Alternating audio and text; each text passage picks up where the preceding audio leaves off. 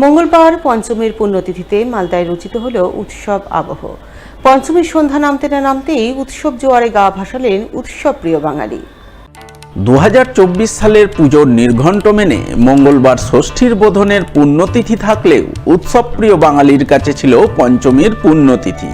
তাই পঞ্চমীর বিকেল গড়িয়ে সন্ধ্যা নামতেই মালদা শহরের পথঘাট আলোয় আলোকিত হয়ে ওঠে। শহরের গলি থেকে রাজপথ সর্বত্রই সুসজ্জিত আলোকমালায় আলো ঝলমল রূপ নেয়। সুদৃশ্য আলোকসজ্জা নজর কাড়ে সকলের। কোথাও কোথাও আবার মেকানিক্যালের বিশেষ আকর্ষণ নজরে আসে।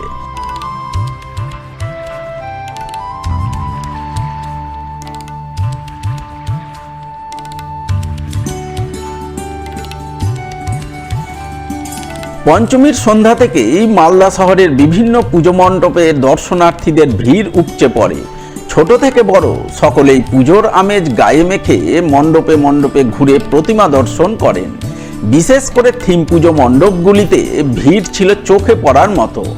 এক কথায় পঞ্চমী থেকে প্রাণের উৎসব শারদীয়া দুর্গাপুজোর আনন্দে গা ভাসালেন মালদাবাসী, তা বলাই বাহুল্য।